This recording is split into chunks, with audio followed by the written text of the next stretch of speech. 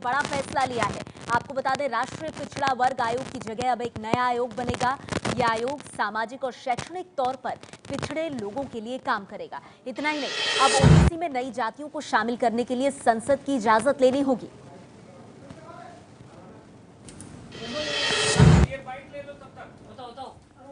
रुक जा।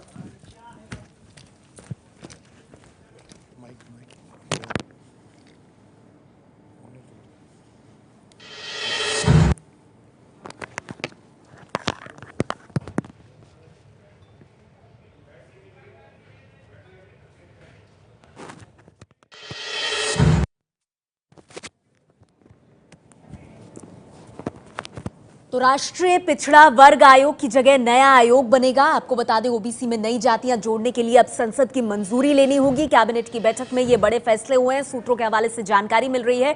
आपको बता दें, सरकार इसके लिए संविधान में संशोधन भी करेगी, क्योंकि ओबीसी में नई जातियां जोड़ने का ये जो बात है, अब तक ये फैसला सरकार के स्तर पर ही होता था। एबीपी न्यूज संवाददाता प्रशांत हमारे साथ और ज्यादा जानकारी के साथ जुड़ गए हैं। प्रशांत, क्या वजह रही कि सरकार ने ये बड़ा फैसला लिया है?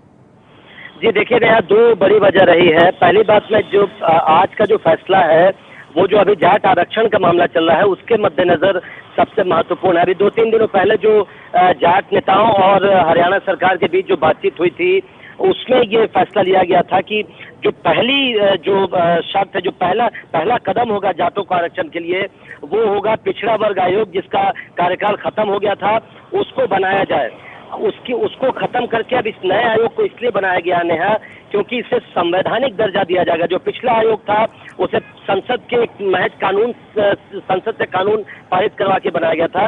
संवैधानिक दर्जा का मतलब हुआ कि अगर वो कुछ सिफारिश करता है वो आयोग, तो वो एक तरह से बाइंडिंग होगा सरकार पर भी, और कोर्ट में भी उसे एक मजबूती के तौर से रखा जाएगा। क्योंकि आपको मालूम है कि जाट आरक्षण को लेकर 2 बार कोर्ट ने जो सरकार की तरफ से दिया गया उसको स्ट्राइक डाउन कर दिया था इसी बेसिस पर। तो अब ये माना जा रहा है कि जाट आरक्षण का जो पहला कदम वो सरकार ने उठाया है।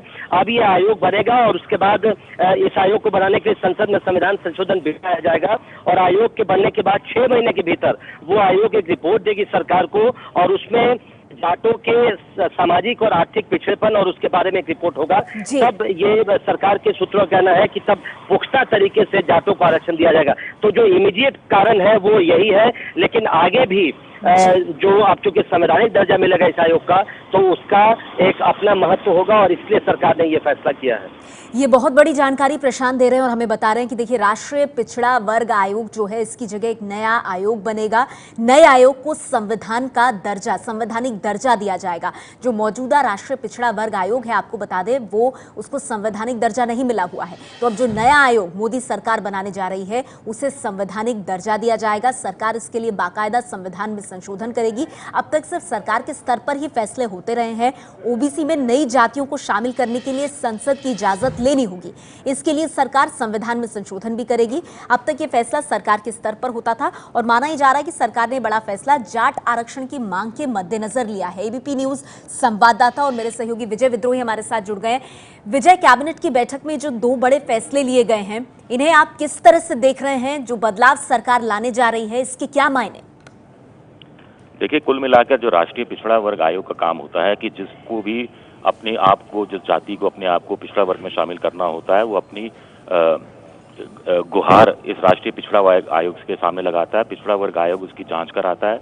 जितने शैक्षणिक पैरामीटर्स हैं, आर्थिक पैरामीटर्स हैं, सामाजिक पैरामीटर्स हैं, उसके आधार पर फिर पिछड़ा वर्ग आयोग अपनी सिफारिश करता है, और उसे फिर संसद की मंजूरी मिलती है, जैसे पहले भी मिलती थी और अब भी यही प्रावधान रखा गया है।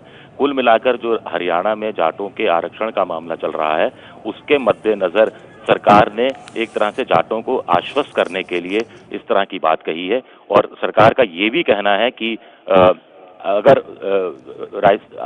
पंजाब और हरियाणा हाईकोर्ट आरक्षण के मामले पर अपनी जो राय देता है, उसके बाद सरकार नवी अनुसूची में भी जाटों को ओबीसी में शामिल करने की बात कहेगी।